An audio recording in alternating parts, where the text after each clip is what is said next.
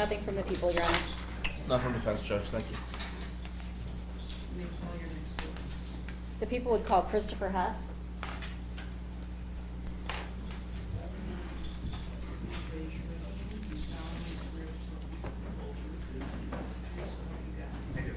Please be seated in the witness chair and give me your full name and spell out for the record, please. Full name is Christopher Hess. The last name is spelled H-E-S-S. Christopher in the traditional way. C-H-R-I-S-T-O-P-H-E-R.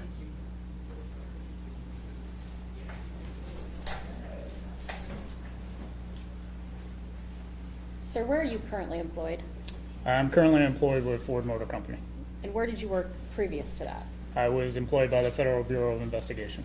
When did you retire from the Federal Bureau of Investigations? Can I call it FBI? You can. Okay. Yes. It's easier for all of us. Perfect. When did you retire from the FBI? September of 2025. Okay. How long were you in law enforcement total? About a little over 27 years. I was a police officer and then joined the FBI. Start with when you were a police officer and tell me what year that was in. So from 1998 to 2004, I was a police officer in New York.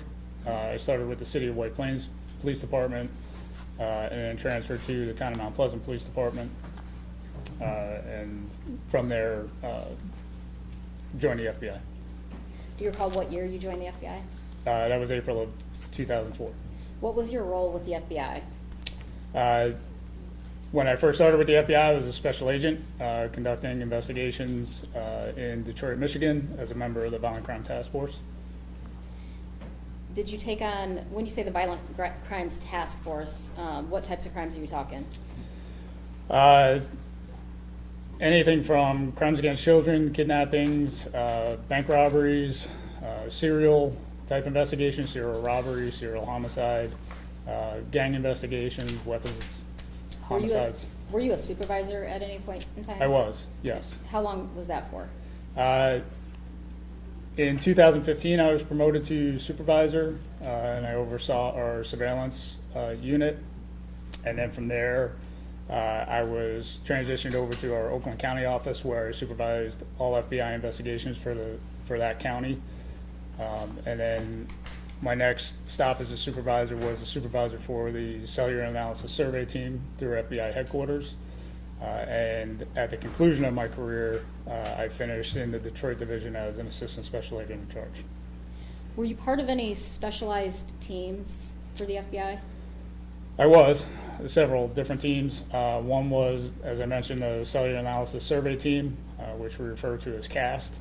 I was a SWAT team member, a SWAT team leader, a behavioral analysis unit coordinator, and a crisis management coordinator. You said CAST, C-A-S-T? Correct. All right. Can you tell me more about that team?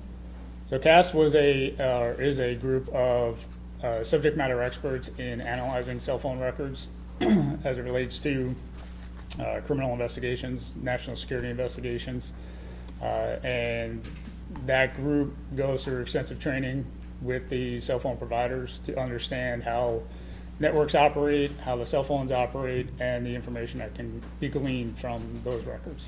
Tell me about the training, the number of trainings that you had to receive to become specifically trained to be a member of that CAST. So all total is roughly between 400 and 500 hours of training that takes place over approximately 18 months to 2 years to complete in order to be able to become certified as a member of the cellular analysis survey team. And were you certified? I was, yes. In what year were you certified? 2010. I was one of the first 10 in the FBI to be certified. 2010? Correct.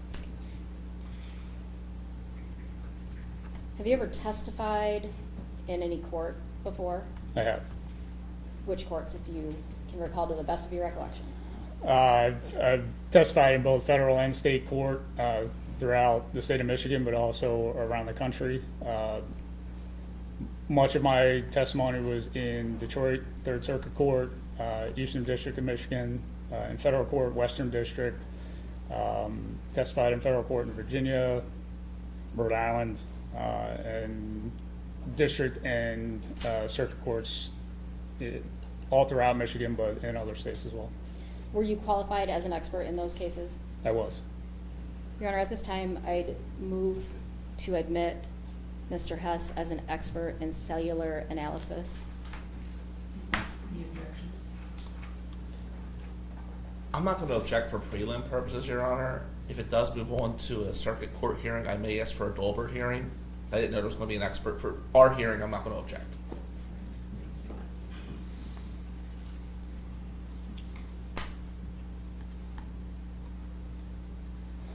When you're doing a cellular analysis, what's the purpose of doing that analysis?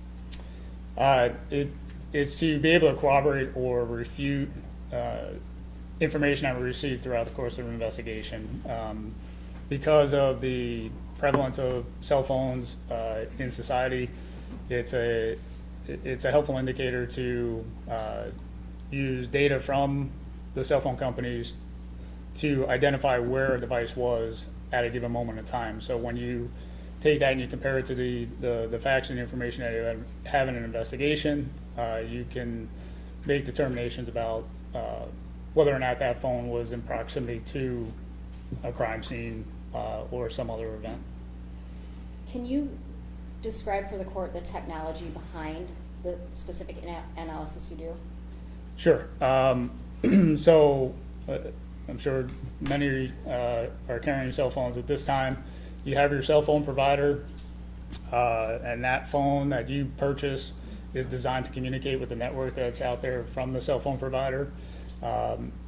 They all operate on their own frequency band that's assigned by the FCC, and your phone is designed to communicate with that network.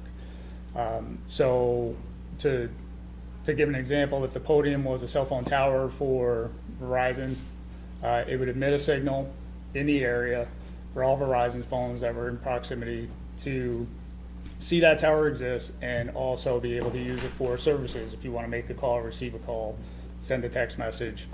And that would be your communication point. That would be your entry point into the network.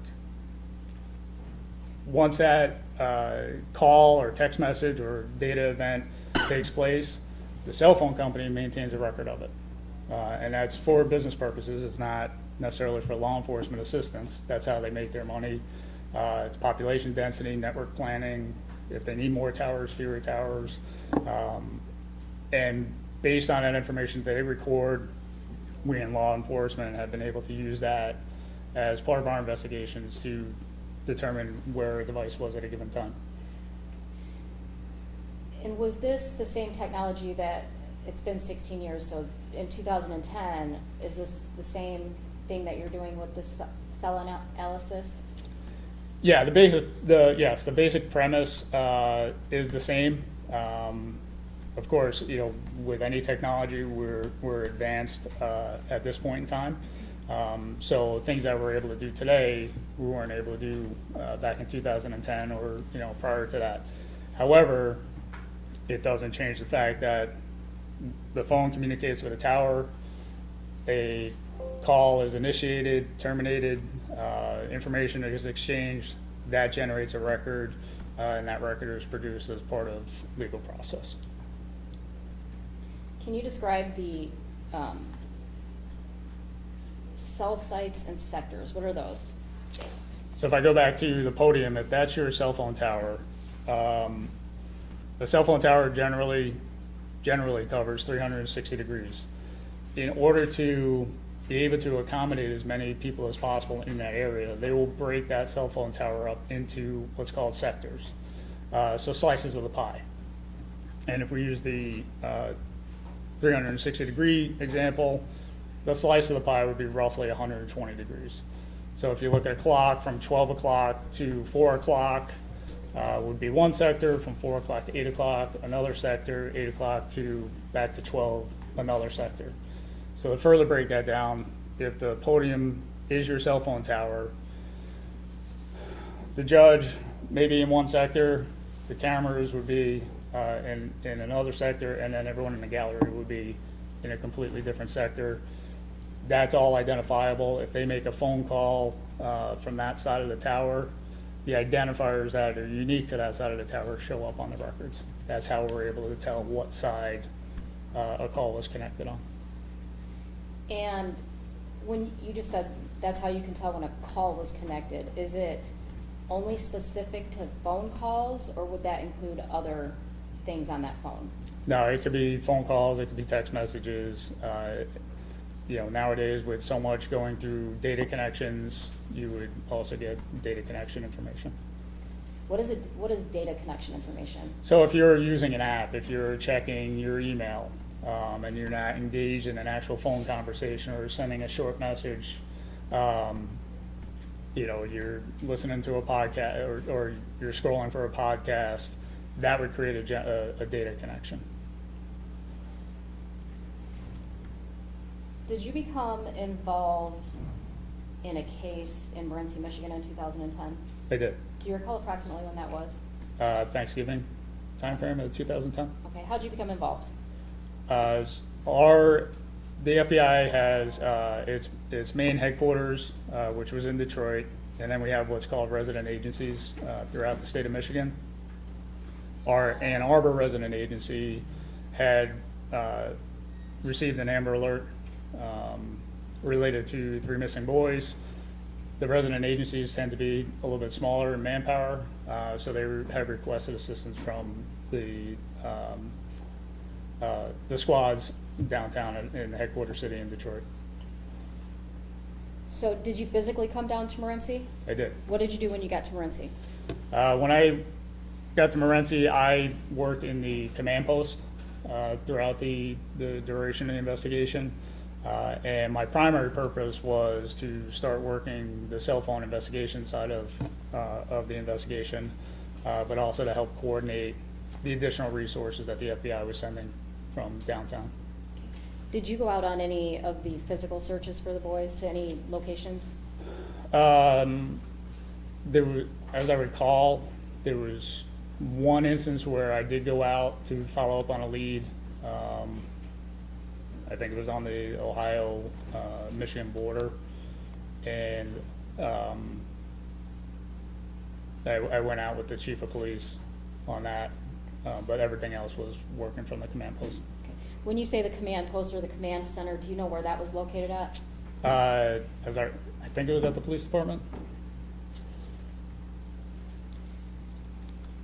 So as part of the cell analysis that you wanted to do in this case, what did you do?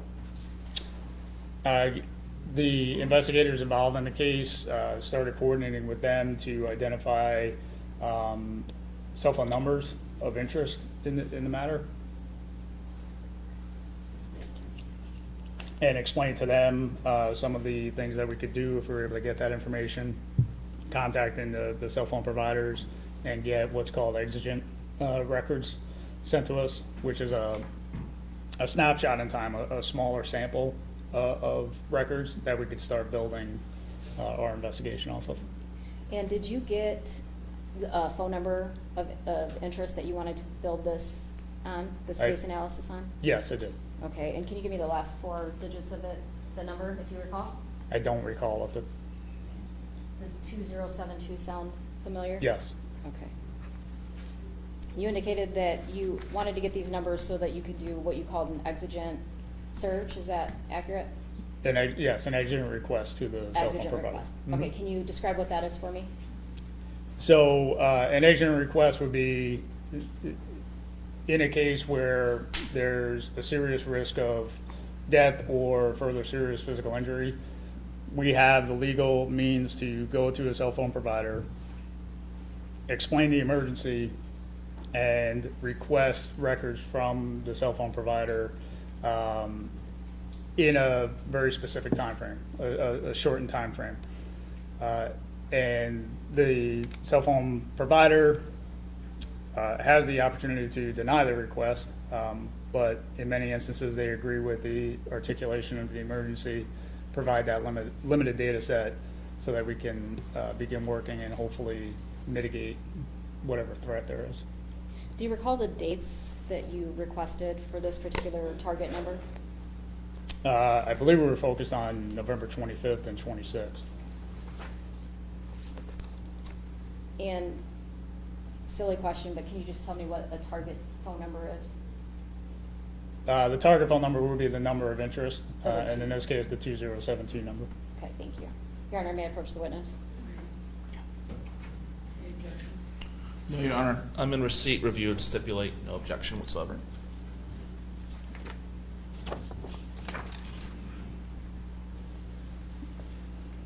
I've handed the witness People's Exhibit 45, which again, Mr. Amadeus indicated we previously stipulated to. Did you receive a set of information from, did you say it was Verizon in this case? Yes, Did you receive that information from them? yes, And did you do an analysis? I did. Tell me, when you do the analysis, you take that information Verizon gives you, and then what do you do with it? So there's a couple of pieces of information that you receive from Verizon. It would be what's called the call detail records, which would be the date and a recording of the date, time, numbers involved in a call or an interaction, a text message. It also provides the duration of that interaction, as well as the cell towers that were used for that interaction. In order to translate that into a usable product, we need another data set, which is the cell phone tower list for the company. And Verizon provides that list as well. So on the call detail records, you would have a coded entry for the cell site that was used. You look for that coded entry on the tower list, and that corresponds with the address, the GPS coordinates for that cell site. That's how we're able to identify the geographic area where that cell site is located. Okay. And there was a visual aid to kind of help explain the data as you plotted it, is that correct? Yes, And that would be the exhibit we're looking at? yes.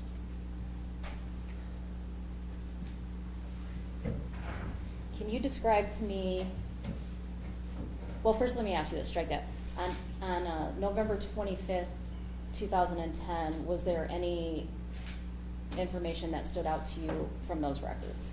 Yes, there was activity on that device. Okay, and can you tell me about the activity that would be Thanksgiving Day, the 25th? Looking at the exhibit, there was call activity or cell phone activity that showed consistency with an address in Morenci, Michigan. That tower would be cell site 622, and specifically sector 1, which in this case happened to be the north side of that tower. So roughly from 10 o'clock to 2 o'clock on a clock. And then over a period of time, there was additional activity that showed the device. I'm gonna stop you really quick. Sure. So the one you're reading off right now is for the 26th of November, is that correct? Yes, Okay, so for the 25th of November, do you recall where that phone was located? as I recall, the vast majority of the activity for that device was in Morenci on tower 622. On Tower 622, consistent with that 112 East Congress address? Yes. Okay, I apologize. Okay, now, November 26th, what are you finding for November 26th? So on November 26th, there is additional call activity, information on the call detail records, and there was activity that showed the device on that tower 622, and then there was additional activity that showed the device approximately 19 and a half miles away on two different towers, those being Tower 480 and Tower 485.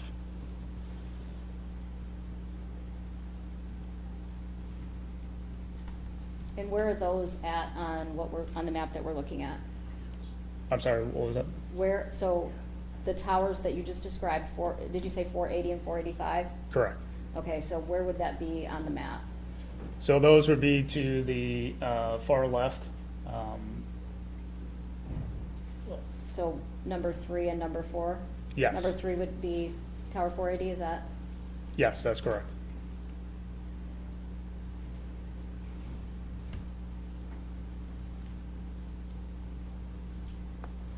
All right, and then, did you get any other additional information from this?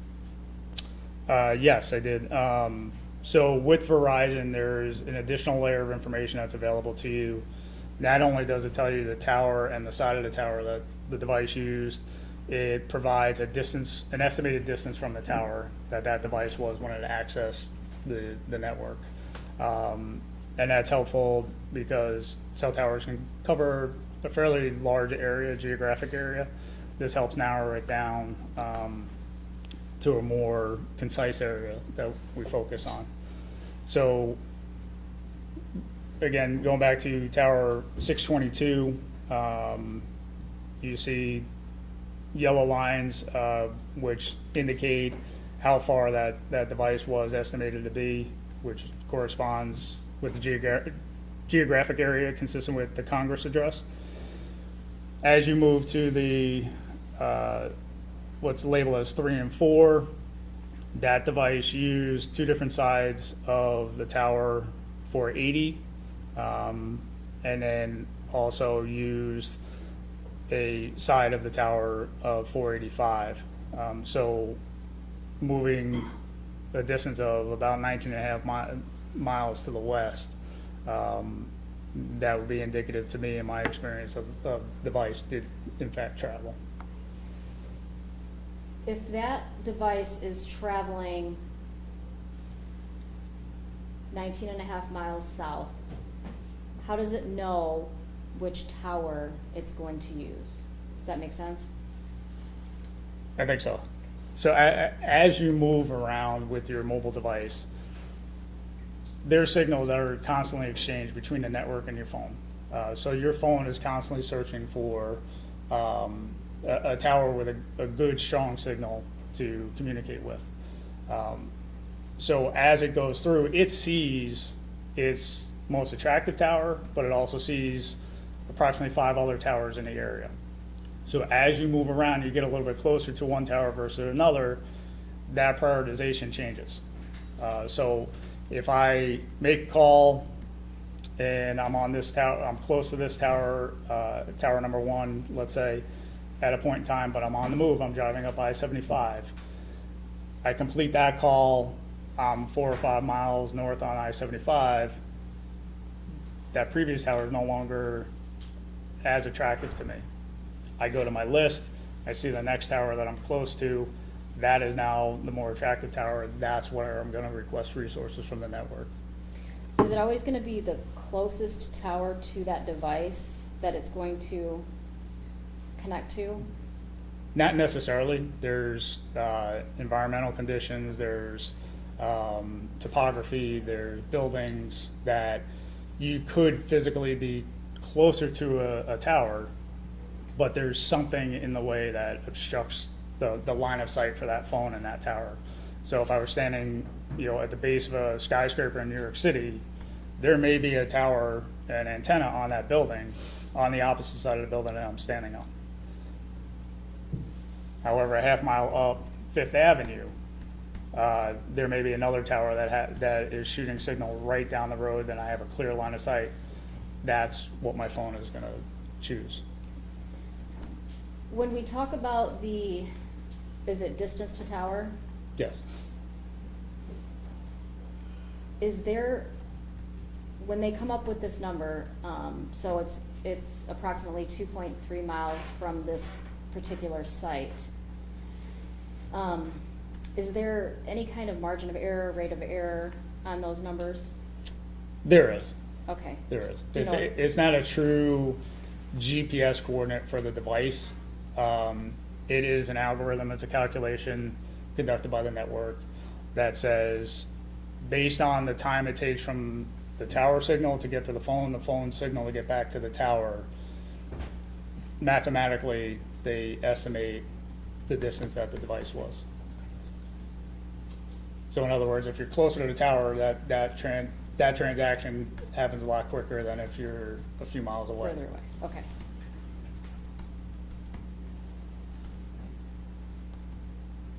Did you do anything else as it relates to this particular slide with that number? Just continuing with the analysis, trying to give some perspective to the investigators. Given the travel distance, looking for sort of a landmark in the area to consider. And on the map, I did mark the Lazy River Campground just to show some sites that would be in proximity to those towers. And then there was a period of time, not only did we look for, I guess, for lack of a better, positive activity and negative activity, right? Positive activity would be those records that are actually generated and appear on a sheet of paper, but we're also looking for gaps in activity. And in this case, between 5:04 a.m. and 6:46 a.m., there was no data generated. So there was no interaction between the device and the tower. When there is no data being generated between the device and the tower, what are the possible explanations for that?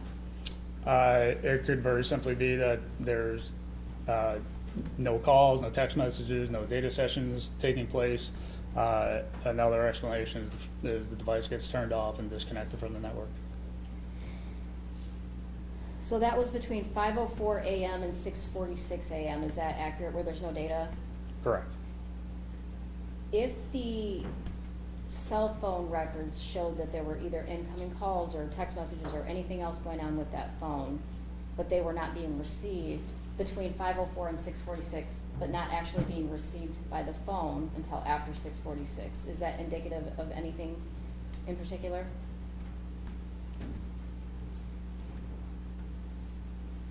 Well, so there's no record generated by the cell phone company, so there was no information passed to and from to the device. Okay. At a later time, the device does come back up on network, does reconnect with a tower, and does end up generating call detail records. Okay. And where is the device when it comes back on at 6:46? That next activity was back on tower 622. And that's consistent with the 112 East Congress in Morenci, Michigan? Right, the geographic area that is in. And I heard you testify earlier, but I just want to make sure I understand.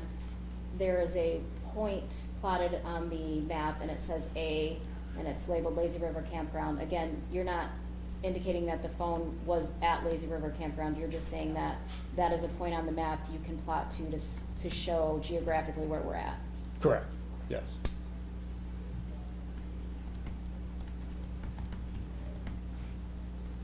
I'm going to have you flip to the second page. Based on the information that you put together on that last page, what did you then do?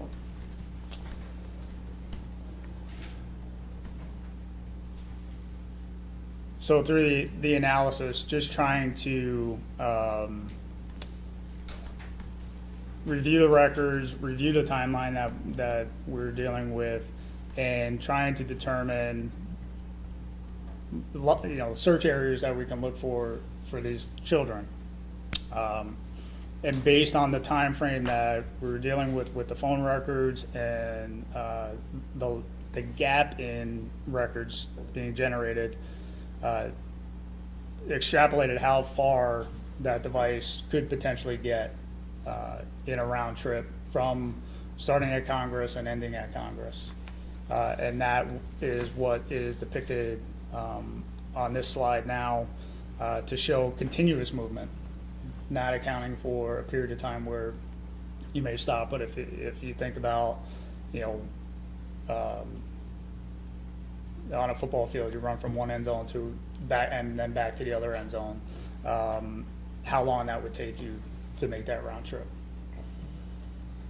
So can you explain what each point, you have 1 through 5, can you explain what each of those are? So again, those are estimations to show if the vehicle was traveling at 30 miles per hour with a 60-minute time frame, that round or excuse me, 38, 0.25 miles. That's the furthest you can get in that time frame. And then if it was traveling at 40 miles per hour, 50 miles per hour, up to 70 miles per hour, estimated how far the furthest, the max distance they could get before returning. So for each one, so for number one, we're saying if he's doing 30 miles per hour, that's a consistent 30 miles per hour the entire 76.5 minutes. Yes. Okay. Again, page 3, is that?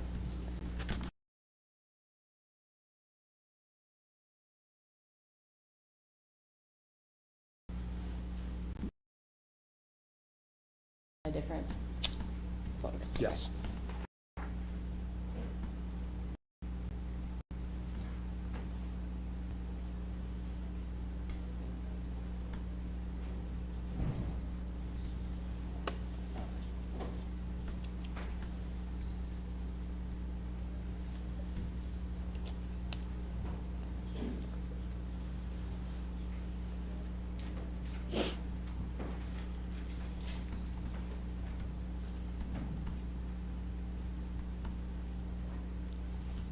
So you indicated that the information that you're getting, the positive and the negative, right? So you've got information that's coming in, and then you have gaps of information. Correct. Why are the gaps just as important as the information that you are able to plot? Something we look at oftentimes, or I will look at, is what we refer to as pattern of life. And so we're all very much creatures of habit.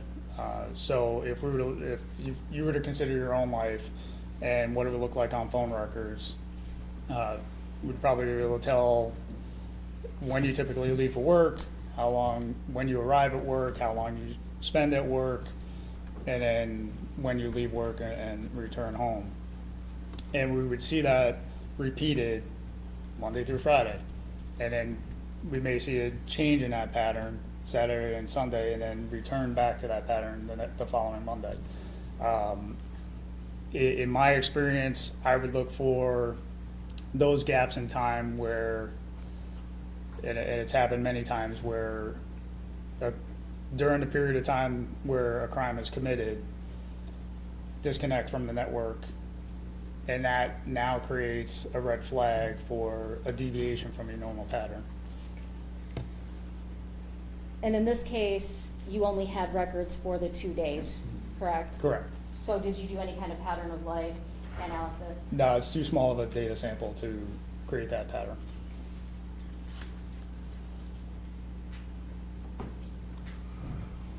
When you put this together, how long did it take you to put together the distances and plot this on the map, do you think? I mean, that was happening real time in the command post. What did you do with that information once you put that together? That was shared with the investigators. Each day, multiple times a day, we would have case briefings and identify any leads that we needed to follow up on, close out any leads that had been resolved, and then determine what the next course of action in the investigation would be. So this information is shared with the investigators to try and hone in on areas that we could potentially search for the missing children. Did you stay at the command center during this period of time? I did, yes. Were you directing other people to certain locations? No, not at that point. At that point in time, I would have been a special agent, so effectively a street agent. So I'm passing out information to the incident commanders.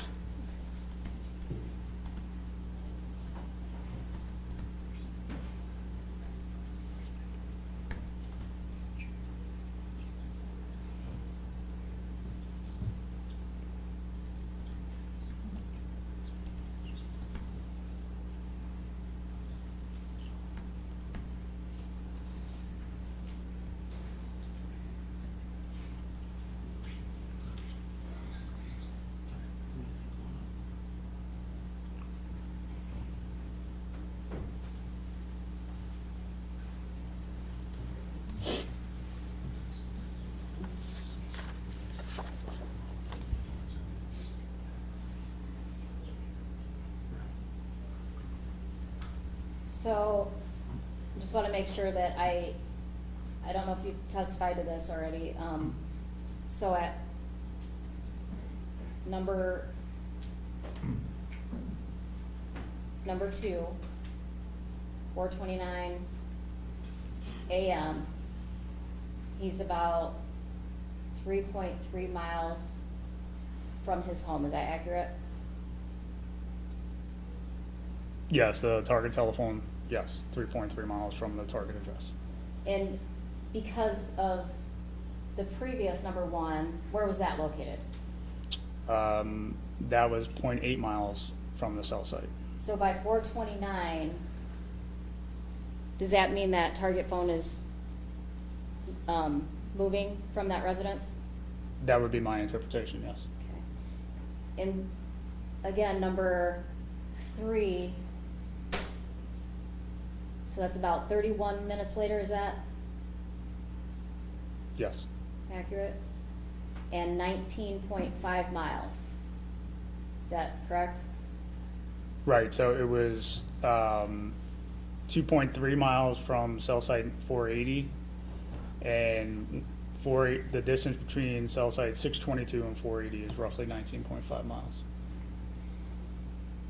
And the last time that that cell phone connects to a tower is what time? I believe it would have been 5:04 a.m. And that's tower 4?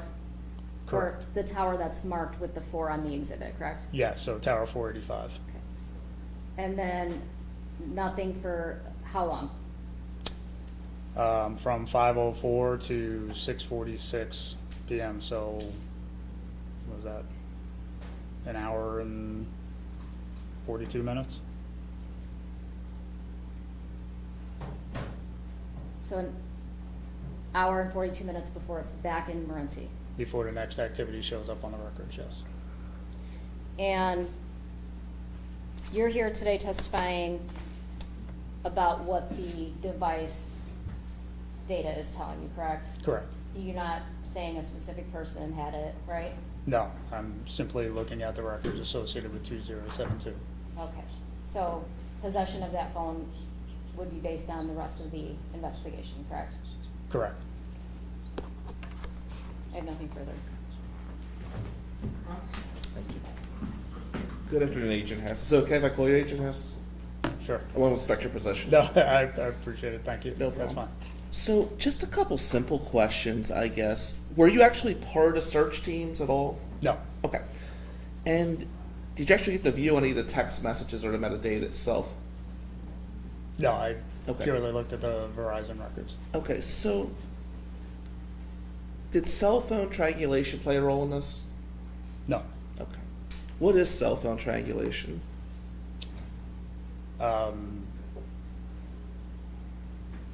It's taking GPS points from a device that may be coming from the network. Okay, now you mentioned, and correct me if I'm wrong, that environmental factors could play a role in your analysis. It could, yes. Okay, can you explain that? Yeah, if there's a mountain range, or you're in a valley, or mainly topography when I'm referring to that. So would there be a difference between an urban and a rural area when you're doing your analysis? Potentially. Okay. Did you analyze that in this analysis or not? I was familiar with the geographic area. Okay, and can weather play a role? Negligible.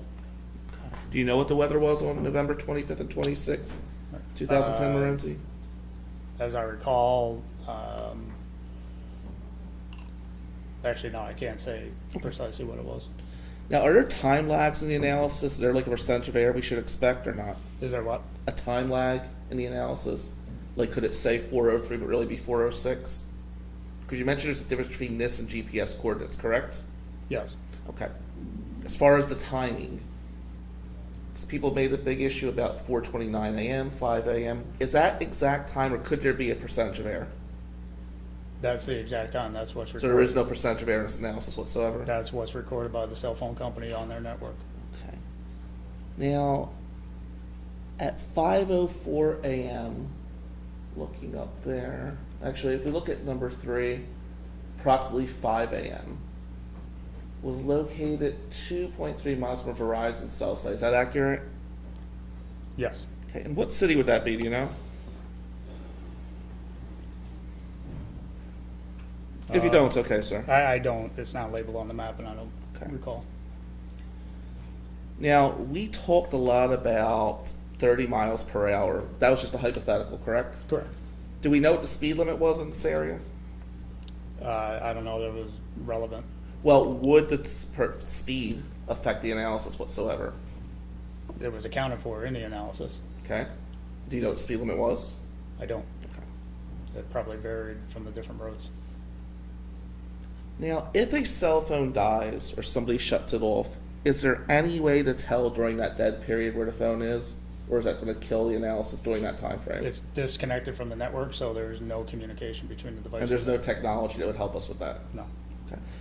Let me ask you this with your cell phone expertise. If text messages are deleted, can they be brought back to life? In a forensic examination of the device, it's potential. Okay. Well, when you say potential, and let me be clear, I don't know if I'm going too far with what his analysis was, but as a cell phone expert, that's why I was asking that question. So when you say it could be brought back to life, is there a process you played a role in at all that would do that? Well, I want to clarify, there's a difference between the cell site analysis and the forensic analysis of the actual physical device. Okay, please explain. So what I'm talking about is the cell site analysis. I didn't have any part in the forensic analysis of any devices. Okay. Do you know during the investigation if actual text messages were recovered and reviewed? I don't know. Okay, nothing further, thank you.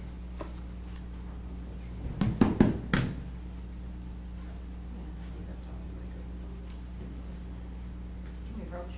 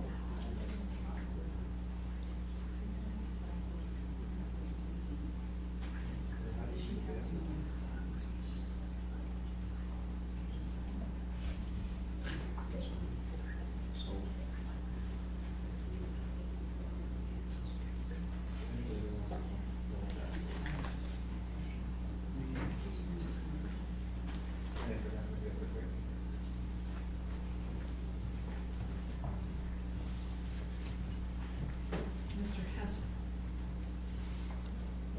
as you might tell from my bouffant, I'm a bit on the elderly side. And even though yours is about the same color, I think I've got you by a few.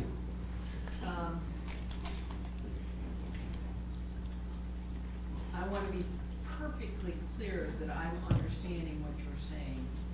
And if I'm going to nutshell this, that at about, when we start this at 4:13 in the morning, the phone that we're talking about that belongs to John, that number is assigned to him, yes? Correct. Travels approximately 19 and a half miles. And gets connected up with a second cell and a third cell tower. Correct? That's somewhere around Lazy River Campground. If I can make a distinction, the distance is from the tower to the campground. Right. That's just to give a geographic span. The actual travel of the device distance, that I don't have. But it would, what we are saying is that that phone that's assigned to him, or that number in the instrument assigned to that phone number, would have been at this location somewhere between 485 and 480 tower for about 2 hours.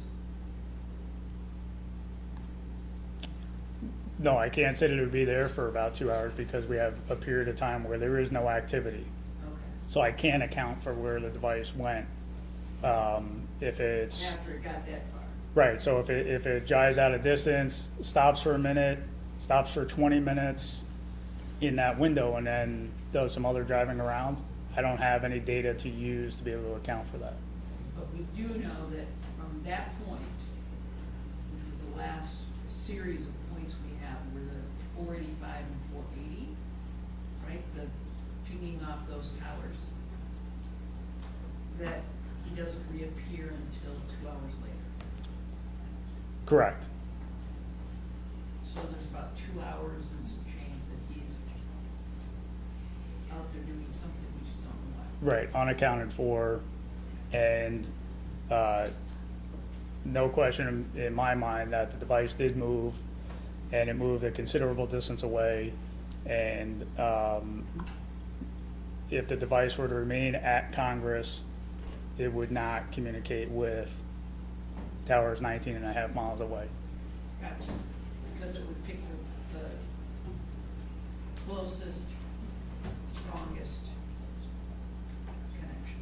Correct, and Which is why the question about, or the example about the being in the city of New York and having a skyscraper in front of you, it may go down the road to another tower because it's a clear shot.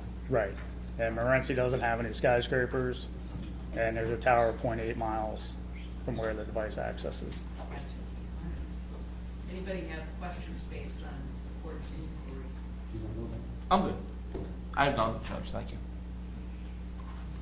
Just a handful of questions. So when you gave the example about the podium being a Verizon tower and picking up Verizon Signal? signal, thank you.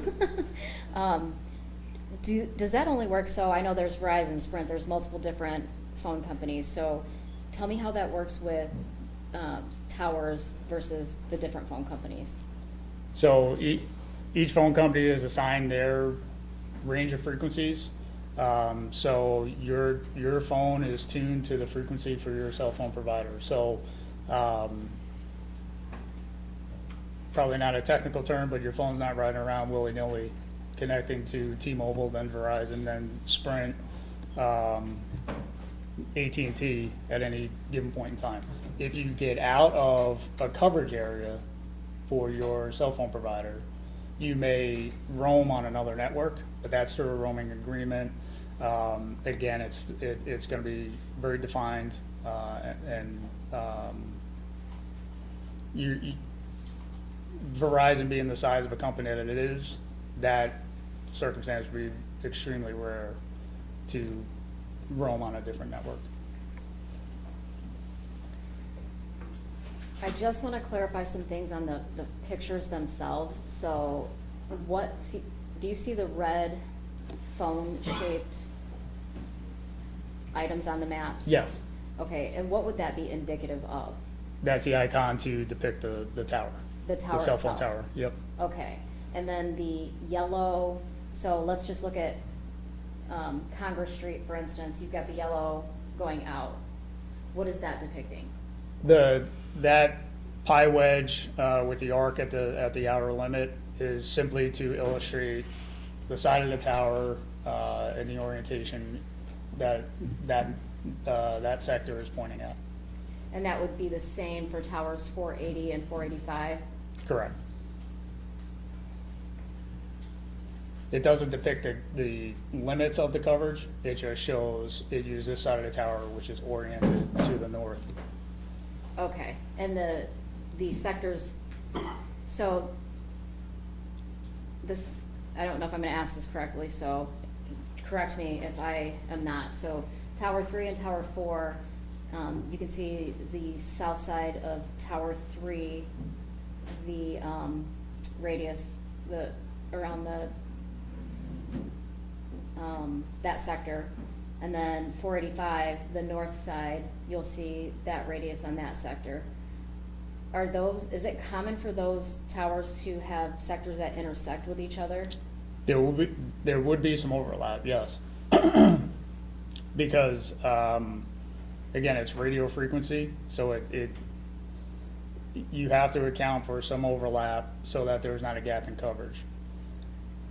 So, that just helps with the continuity in the network. And in fact, going back to Defense Counsel's question earlier about triangulation, if I saw repeated calls coming off of, let's say, 3 different towers in that area, and I hit the northeast side of one tower, the southwest side of another tower, and the northwest side of another tower, and I'm bouncing between those towers from call to call to call, that triangulation would tell me that I'm in a tighter area, where it would tell me where that device is more precisely in that area, because I'm feeding information, or I'm getting information off of all 3 sectors that would overlap one another to an extent. So in order for me to be able to use all 3 of those resources, I'm likely right in the overlap. Okay. What happens if I make a phone call and I'm in the area of tower 480, and that tower picks up my signal, but I'm traveling? Tell me what happens with that connection.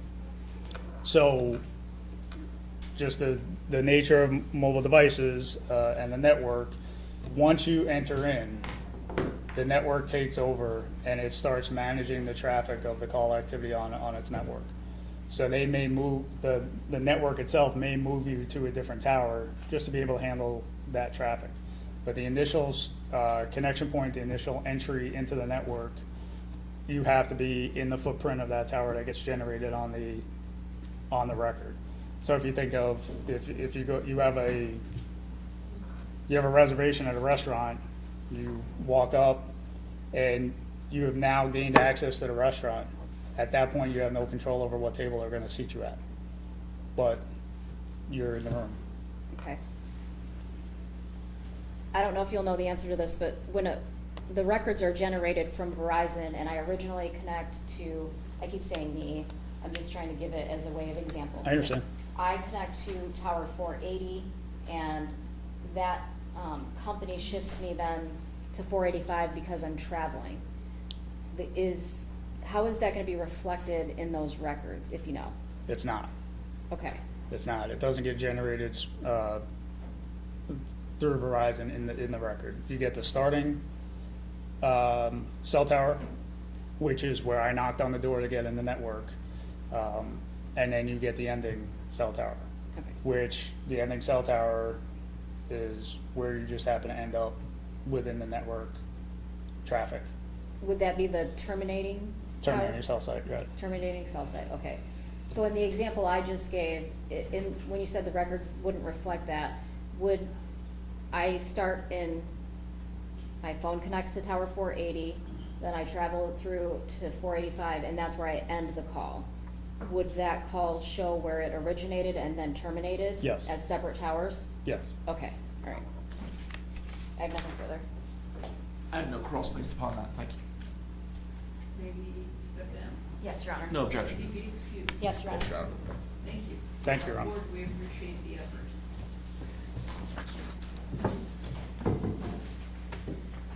You may call your next witness. Your Honor, our next witness will be via Zoom. We need a few minutes, and I believe Mr. Amadeo needs a All right, brief we'll recess. take a 15-minute break, give people an opportunity, cameras may need to readjust based on Zoom. And We're all Judge, set up? hey, we have like a